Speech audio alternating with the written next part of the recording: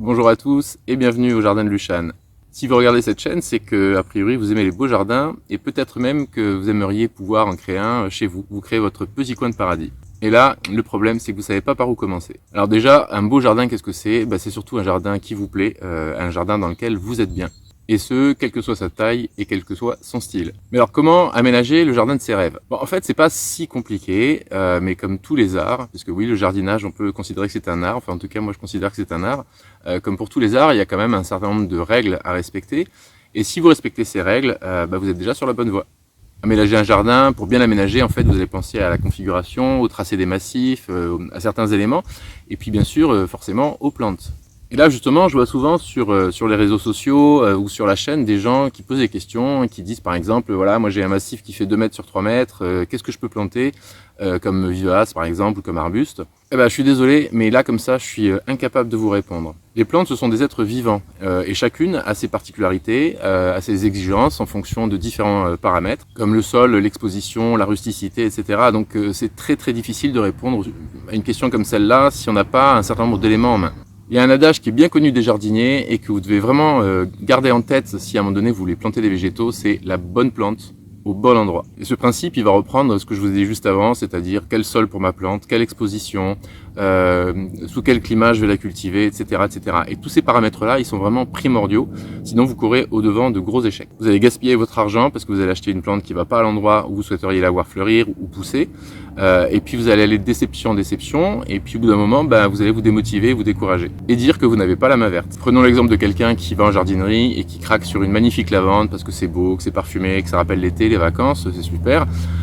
Cette personne ramène la plante chez elle et puis la plante. Et là, les ennuis commencent parce que personne l'a plantée, par exemple, dans une situation un petit peu ombragée, dans un sol lourd, compact, très humide, qui garde l'humidité en hiver et où les températures descendent très bas. Il est clair que dans de telles conditions, je ne donne pas cher de la peau de la lavande. Cet échec, il est tout simplement dû au fait que les bonnes conditions n'ont pas été données à la plante et que forcément, elle ne peut pas ni s'épanouir, ni même des fois simplement survivre. Donc on perd la plante, on est découragé. Et puis voilà, on hésite un petit peu, on se dit mince, qu'est-ce que je pourrais planter? Donc il y a un certain nombre de choses auxquelles il faut réfléchir avant de choisir une plante. Du coup, il m'est venu l'idée de créer une petite série de vidéos, justement pour essayer de vous aider à acquérir ces bases qui sont vraiment essentielles si vous voulez commencer à créer et aménager un jardin. Cette vidéo, c'est la première de la série, et aujourd'hui, on va parler du sol. Alors ne partez pas tout de suite, parce que franchement, connaître son sol, c'est hyper important. Si vous ne connaissez pas votre sol, vous allez gaspiller de l'argent, vous allez perdre du temps et vous n'allez réussir à rien faire. Je vous assure, c'est vraiment un élément clé pour réussir un jardin. Et justement, pour connaître son sol, il y a quelques petits tests très simples dont certains sont totalement gratuits. Et aujourd'hui, je vais vous montrer ces tests, je vais les faire avec vous et on va voir ensemble, on va analyser les résultats et voir quels sont les avantages ou les inconvénients des résultats qu'on va obtenir. Et on va commencer avec le premier de ces tests, puisqu'il y en a 4 au total. Ce test s'appelle le test du boudin. Alors il y a boulette et le boudin, les deux sont réunis dans le même test. Et non, c'est pas parce qu'on parle de boudin que c'est une recette de cuisine antillaise, désolé. C'est parti pour le premier test. Le test du boudin, il est super facile à réaliser et il est totalement gratuit. Alors voilà comment on procède. J'ai été récupérer de la terre dans le jardin, à peu près une quinzaine de centimètres de profondeur. Et puis alors j'ai émietté de façon à enlever au maximum tout ce qui était cailloux, gravier, etc. de façon à avoir vraiment juste de la terre. Pour les tests concernant le sol, il est parfois recommandé de prendre de la terre à différents endroits du jardin pour avoir une moyenne. Personnellement, alors évidemment ça donne une idée globale, mais on sait que dans les jardins il peut y avoir des veines un petit peu argileuses, il peut y avoir des sols un peu plus acides, des sols un peu plus sableux, etc. Donc moi j'aime bien le faire vraiment à l'endroit où je crée un nouveau massif. Donc j'ai récupéré ma terre, j'en ai mis une partie dans une assiette parce que je me servirai du reste pour un autre test. On prend un petit peu d'eau et on va verser un tout petit peu d'eau. Le but c'est d'arriver à obtenir une pâte un peu comme de la consistance d'une pâte à modeler. On malaxe, donc on n'en met vraiment pas beaucoup. Bon, au pire si c'est trop liquide, j'ai encore de la terre à côté. Donc ça c'est pas très gênant, d'ailleurs j'en ai mis un peu trop. Donc hop, je reprends de la terre à côté.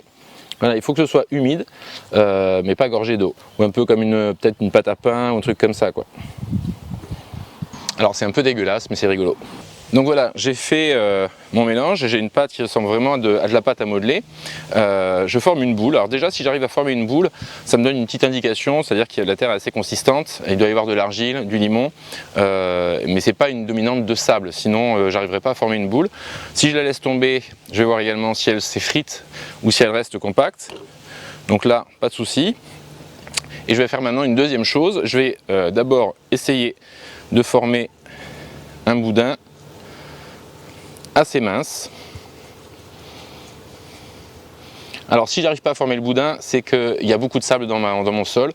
Plus le boudin est facile à former, plus c'est le signe qu'il y a de l'argile ou du limon, donc des particules plus fines que celles du sable. Alors il faut que le boudin soit quand même assez fin. Donc voilà, je forme mon boudin, mais j'ai quand même un petit peu de mal à le former. Ça se tient pas très bien, d'ailleurs en le soulevant je pense qu'il risque de se casser, voilà. On va refaire l'expérience en le tenant. Voilà, il se casse, ce qui veut dire qu'il y a quand même pas mal de sable dans mon sol. Si jamais vous arrivez à former un boudin, l'étape suivante c'est de former un anneau. Alors si vous arrivez à former un anneau sans problème et qui tient très bien tout seul en étant plus fin que là, parce que moi je ne peux pas le former, ma terre n'est pas assez argileuse, il y a trop de sable dedans, mais si vous arrivez à former un anneau sans problème, enfin, plus vous arrivez à le former facilement cet anneau, plus ça vous indique que votre sol est lourd, c'est-à-dire qu'il y a de l'argile dedans, éventuellement des limons également, et si vous n'arrivez pas du tout à le former, c'est parce qu'il y a beaucoup de sable. Donc ça va nous donner une indication. Je reviendrai un petit peu plus tard sur un autre test, sur les avantages et les inconvénients d'avoir un sol qui soit plutôt argileux, plutôt limoneux ou plutôt sableux. Le second test que je vous propose de réaliser, c'est le test de l'eau oxygénée qui va nous donner une indication sur la teneur en humus de votre sol. Alors l'humus c'est quoi? En fait c'est le résultat de la décomposition des éléments organiques, des matières organiques à la surface du sol, donc éléments organiques comme par exemple les petits insectes, les cadavres animaux, les déjections, les débris végétaux, etc. Et quand on a de l'humus, il est présent vraiment sur les tout premiers centimètres du sol. Alors cet humus, son rôle c'est de servir de garde-manger à vos plantes, c'est-à-dire que sous l'action des micro-organismes qui sont présents dans le sol, il va être dégradé, transformé, cette transformation va résulter en éléments nutritifs qui vont, comme par exemple les oligo-éléments, les minéraux, qui vont permettre à vos plantes ensuite de se nourrir de cette dégradation et de pousser, de fleurir, etc. correctement. L'humus il a d'autres qualités, déjà il allège les sols, mais il donne également plus de corps aux sols qui sont très légers. Et enfin, il garantit une meilleure rétention d'eau dans les sols, ce qui peut être intéressant justement pour que vos plantes ne souffrent pas trop de la sécheresse. Alors si on veut aller un petit peu plus loin, il y a une notion d'humus stable et d'humus fugitif. L'humus stable en fait il agit sur le long terme, on pourrait le comparer si vous faites un feu dans une cheminée aux grosses bûches que vous allez mettre, alors que l'humus fugitif lui c'est plutôt les brindilles dans le feu, c'est-à-dire que ça va être efficace très rapidement, disponible très vite, mais que ça va également s'épuiser beaucoup plus rapidement. Donc on reprend de la terre du jardin, on fait un petit trou dedans comme la purée mousseline, je ne sais pas si vous vous souvenez, et là on va utiliser de l'eau oxygénée qu'on va verser au milieu. En fonction de la réaction, c'est-à-dire de l'effervescence qui va se produire, parce que l'oxygéné va créer éventuellement une effervescence, en fonction du résultat obtenu, vous allez avoir une indication sur l'humus qu'il y a dans votre sol. Alors s'il n'y a aucune mousse au moment où vous versez l'oxygéné sur la terre, c'est que vous avez un bon taux d'humus stable et assez peu d'humus fugitif. Alors ce qui peut être bien dans ce cas-là, c'est de griffer le sol pour l'aérer un petit peu, le réoxygéner et relancer la minéralisation. Le deuxième cas de figure, c'est que ça mousse un petit peu, donc ça c'est vraiment le cas idéal. Ça indique qu'a priori vous avez un bon équilibre entre le taux d'humus stable et le taux d'humus fugitif. Le troisième cas de figure, c'est si ça mousse beaucoup. Là, ça vous indique que vous avez un humus fugitif en grosse quantité et l'humus stable est un petit peu moins présent. Ça indique que votre sol se dégrade trop rapidement l'humus, donc il y en a moins qui est disponible immédiatement pour les plantes. Dans ce cas-là, ce qui peut être bien, c'est de rajouter des matières carbonées, comme par exemple le BRF, la paille, les écorces, les copeaux de bois, les feuilles mortes, ce qu'on appelle les matériaux bruns. Alors c'est parti, je vais verser l'oxygéné au milieu.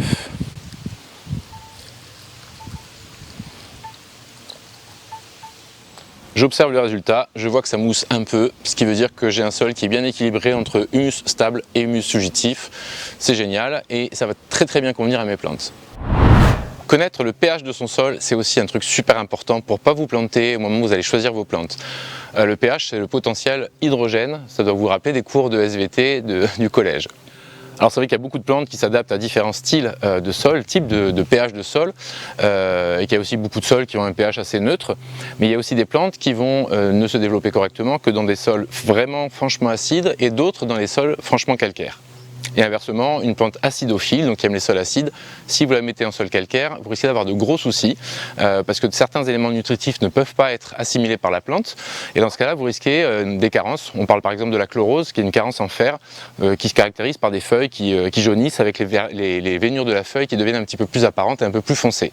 Donc ça peut être un signe de chlorose, donc d'une mauvaise adaptation de la plante au pH du sol. Avec ce troisième test, on va donc tester le pH du sol. Alors comment on fait? Vous allez trouver en jardinerie des petits kits, je crois que c'est entre 10 et 15 €, donc je vous le montre sur l'autre caméra. Ce sont des petits tests dans lesquels vous avez tout prêt. Donc si on l'ouvre, en général dedans, alors, il y a plusieurs formules. Vous avez un petit peu d'eau distillée, parce qu'il ne faut pas que l'eau déjà à la base soit calcaire, etc. Sinon ça va fausser le résultat. Vous avez un petit tube à essai, ou une petite éprouvette, c'est comme vous voulez, et puis vous avez des cachets qui contiennent un produit réactif qui, en fonction justement de l'acidité de votre sol ou de son côté basique, va réagir et donner une couleur différente. Alors en général, vous avez de toute façon une notice et des explications pour savoir comment utiliser chaque kit, parce qu'ils ne sont pas tous exactement utilisables de la même façon. Il y en a d'autres, c'est des languettes qu'on trempe dans le liquide. Donc là, en fait, ce qu'il faut faire, c'est prendre son tube et il faut le remplir de terre du jardin jusqu'à la graduation 10. Alors la graduation 10, je vais me servir de la petite réglette qu'il y a ici, et je vais voir que là j'en ai mis trop, donc je vais en enlever un petit peu. Il faut qu'il y ait 10. Voilà, là je suis à 10. Ensuite on va prendre l'eau distillée, et là il faut rajouter jusqu'à la hauteur de 35.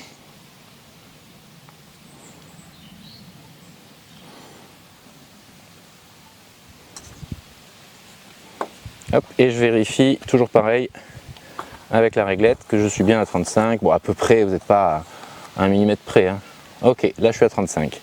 Ensuite, vous avez les petites pastilles. Ces petites pastilles, normalement, il faut les rajouter dedans et attendre la dissolution complète.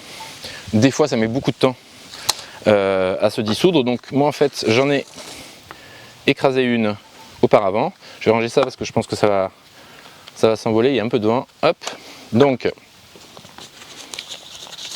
j'en ai broyé une que je vais rajouter dedans.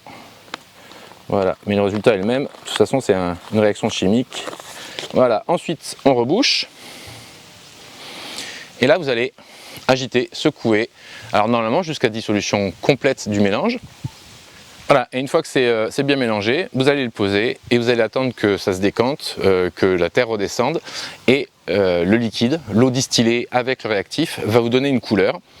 Bien voilà, donc j'ai laissé se décanter un petit peu la solution et je vais regarder le résultat à l'aide du nuancier qui est fourni sur la boîte. Et si on regarde bien, on voit que je suis vert, enfin que le liquide est vert, ce qui veut dire que j'ai un pH de 5, c'est-à-dire un pH acide. Alors c'est pas un pH très acide, c'est pas non plus un pH peu acide ou un pH neutre, donc je suis quand même sur un pH acide. Et moi, un pH acide, ça me va tout à fait, parce qu'il y a pas mal de plantes acidophiles, donc qui aiment les sols plutôt acides, que j'aime beaucoup. Bon, pour être tout à fait honnête, je connaissais déjà le résultat, parce que j'avais déjà fait, bien sûr, dans mon jardin, mais vous voyez, je l'ai refait rien que pour vous. Alors, qu'est-ce qu'on fait de toutes ces informations sur le pH du sol? Alors, si vous avez un pH qui est compris entre 6,8 et 7,2, c'est que vous avez plutôt un sol neutre. Alors ça, c'est parfait, parce que ça va convenir à pas mal de plantes différentes. Si le pH est inférieur à 6,8 à peu près, vous avez un sol acide. Donc ça, c'est parfait pour toutes les plantes dites acidophiles, qu'on appelle aussi les plantes de terre de bruyère, mais ça a aussi quelques inconvénients.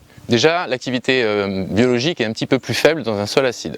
L'humus est lui aussi parfois produit en quantité un petit peu moins importante. Et il en résulte que certains éléments nutritifs ne sont pas forcément bien assimilés par toutes les plantes. Alors on peut essayer de basifier un petit peu un sol acide, mais franchement c'est un peu peine perdue, parce qu'un sol, vous ne changez pas son pH en l'espace de 15 jours, c'est quelque chose qui va se faire sur le long terme, donc n'espérez pas non plus rendre un sol acide neutre ou basique simplement en intervenant dans votre jardin. Cela dit, il y a quelques petites choses que vous pouvez faire, comme par exemple griffer le sol régulièrement, pour l'aérer et l'oxygéner, Répandre à la surface du sol des éléments basifiants comme les cendres de bois. Alors les cendres de bois bien éteintes, c'est-à-dire qu'il faut au moins attendre 3 à 4 mois avant que les cendres de bois soient mises au jardin, sinon elles peuvent brûler les plantes.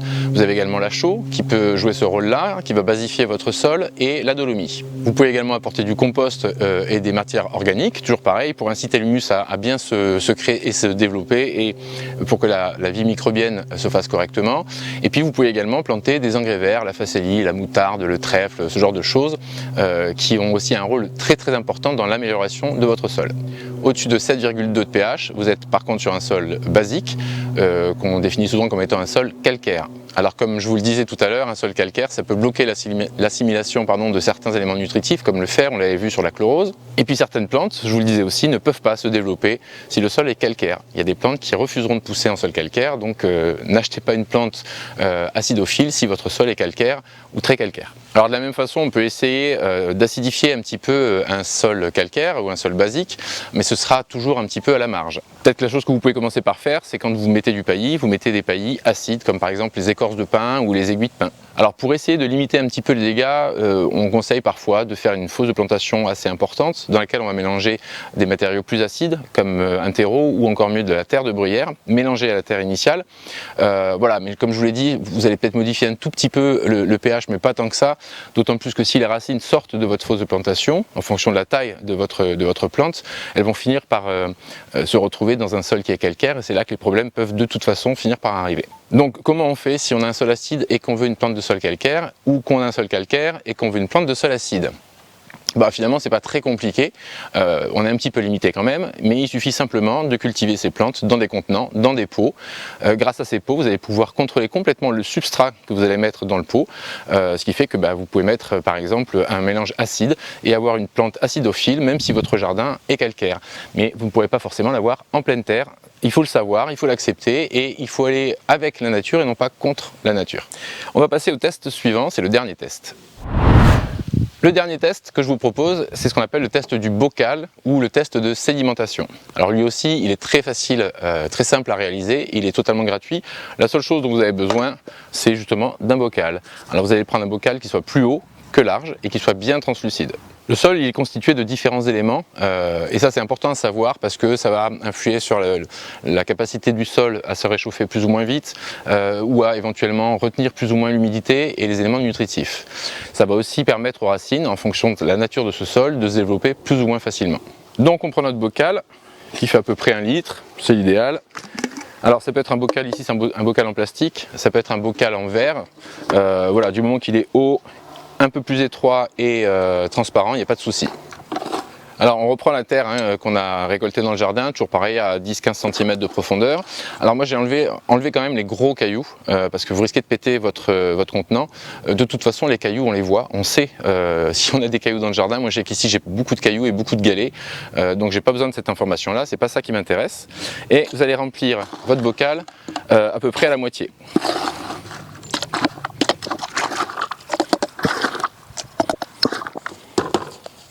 Voilà, donc c'est rempli à peu près à la moitié. Maintenant, je vais verser de l'eau jusqu'en haut, pratiquement jusqu'en haut, mais il faut quand même laisser un petit peu d'espace, 2 ou 3 cm, tout simplement, parce qu'après, il va falloir qu'on mélange.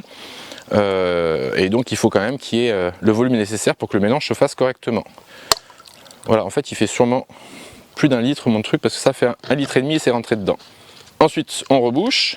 J'espère qu'il va être hermétique, parce qu'une fois je l'avais fait, le truc était pas hermétique, je m'en étais foutu partout. Et là, on va mélanger tranquillement. On va mélanger pendant environ 3 minutes. C'est parti. Voilà, il n'est pas complètement étanche, mais c'est pas grave, je suis dehors, donc ça risque pas grand-chose. Alors, on mélange bien pendant 3 minutes de façon à bien séparer les différentes particules entre elles.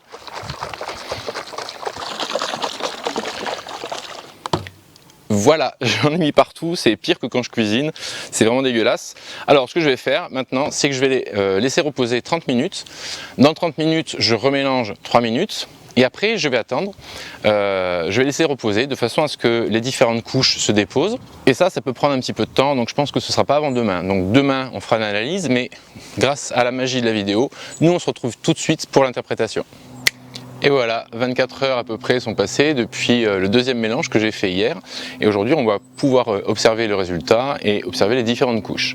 Alors ce qui se passe en général, c'est que les matériaux les plus lourds, hein, gravité oblige, tout ce qui est petits cailloux, parce que j'ai enlevé les gros cailloux, petits cailloux et le sable, va se déposer au fond, complètement au fond. Donc on voit la couche ici. Tout ça, ce sont les matériaux les plus lourds, donc il y a du sable essentiellement. Ensuite, on a les limons. Donc les limons, ce sont des particules qui sont de taille intermédiaire, qui se déposent au-dessus du sable. Et on voit bien la différence. Ici, le sable s'arrête, et ici, on a le limon. Enfin, on va voir la dernière couche, l'argile. L'argile, elle, étant constituée de particules très fines, c'est la dernière à se déposer. Et on la voit bien ici, on a une toute petite couche d'argile. Après, on a aussi, dans le liquide, dans l'eau, on a aussi des particules d'argile qui ne sont pas encore déposées.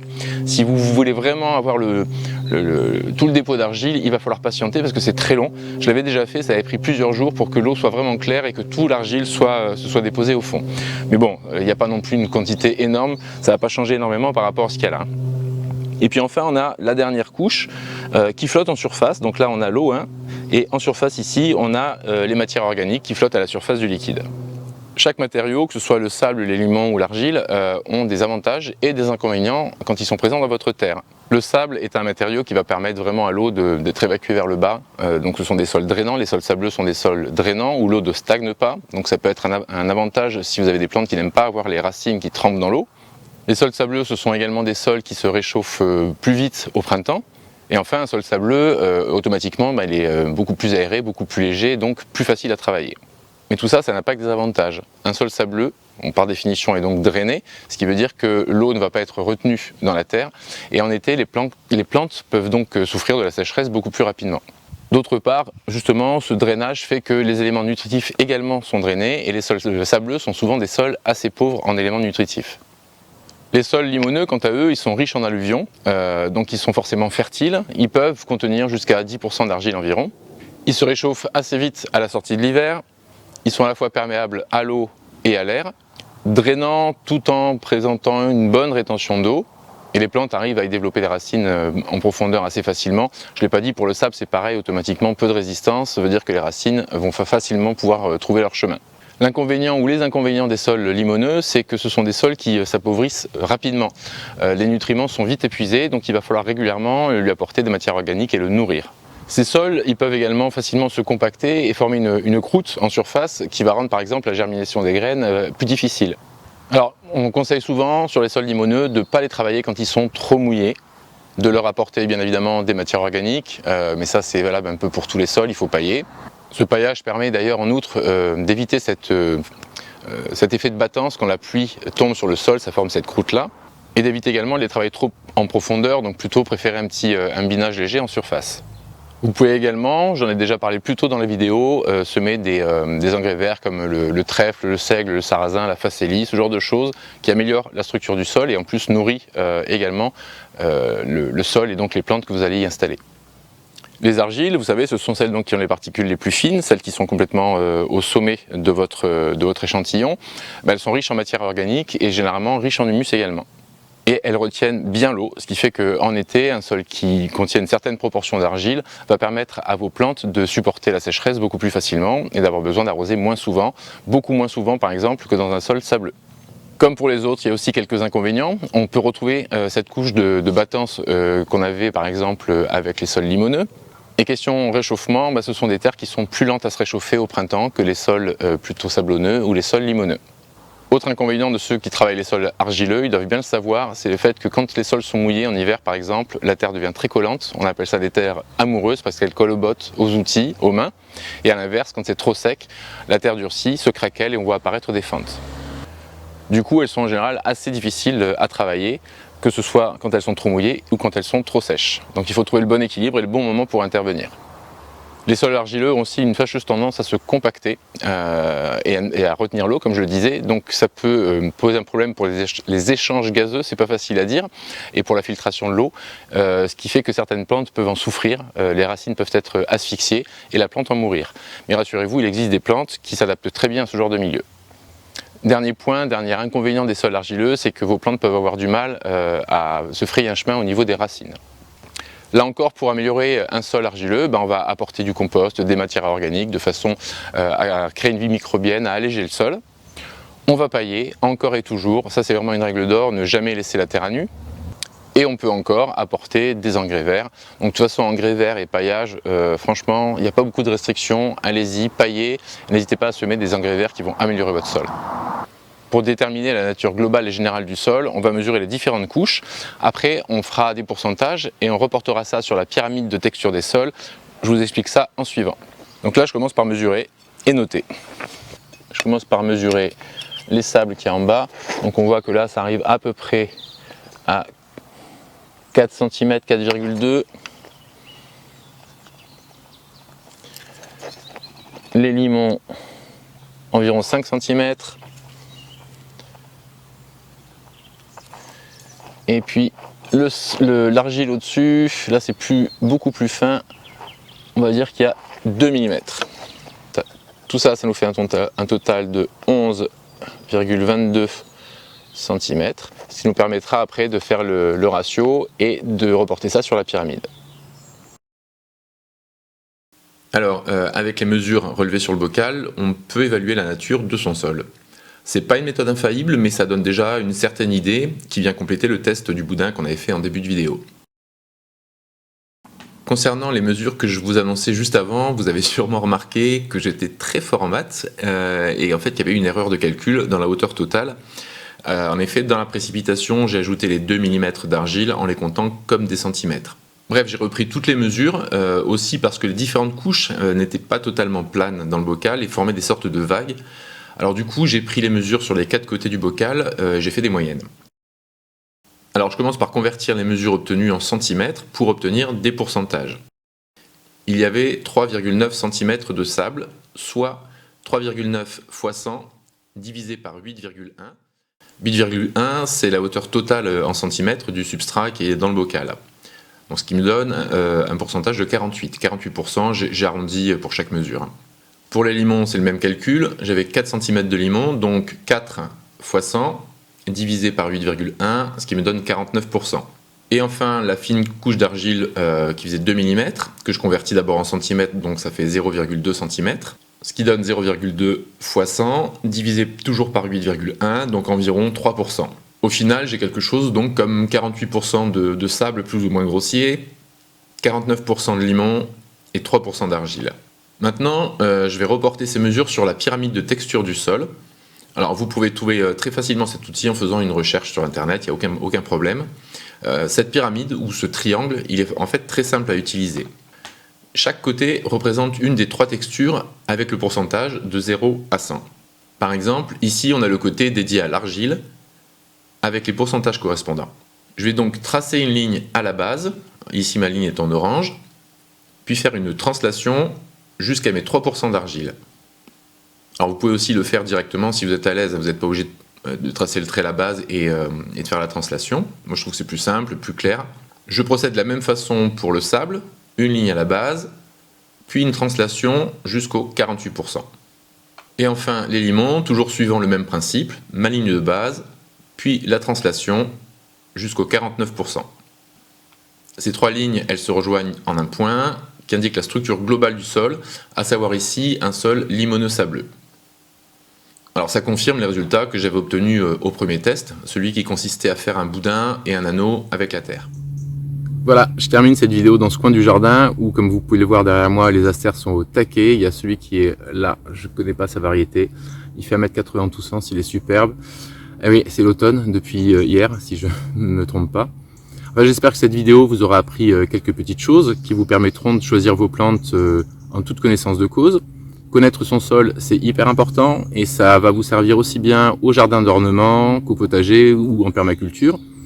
Donc vraiment faites un petit effort au départ si vraiment vous voulez avoir un beau jardin, un beau potager. Faites un petit effort pour déjà savoir de quel sol vous disposez et à partir de là, vous pourrez choisir et sélectionner les plantes qui vous intéressent. Et si vous ne savez pas quelle plante a besoin de quel type de sol, vous pouvez très bien regarder sur internet. Il y a des sites qui sont très bien faits et qui permettent de faire des recherches en sélectionnant plusieurs critères. Donc ça peut être justement un sol argileux ou un sol plutôt très drainant, etc. Il y a d'autres critères de recherche, mais là on parle du sol. Vous pouvez également regarder un petit peu ce qui pousse chez vos voisins, ça vous donne une bonne indication, ou vous renseigner auprès d'un pépiniériste, alors plutôt un pépiniériste qu'une jardinerie, parce que comme j'avais dit dans une précédente vidéo, les pépiniéristes, c'est vraiment leur boulot, et ils savent de quoi ils parlent, et ils connaissent en général le sol de votre région. Et si aujourd'hui on a vu ce qui concernait le sol, il ne faut pas oublier que ce ne sera pas le seul critère à prendre en compte. Il faudra également prendre en compte la rusticité des plantes, c'est-à-dire leur capacité à résister au froid, et puis également l'exposition. Certaines plantes ont en effet besoin d'être en plein soleil, d'autres à l'ombre, d'autres à la mi-ombre. Ça, ce sera l'objet d'une prochaine vidéo ou deux prochaines vidéos. En attendant, si cette vidéo vous a plu, vous connaissez la chanson, on met un pouce, on partage, on commente, on s'abonne pour être tenu informé régulièrement. Et puis je vous souhaite en attendant donc de passer de très très bons moments au jardin, un bon automne puisqu'il vient de commencer, et je vous dis à très bientôt. Ciao!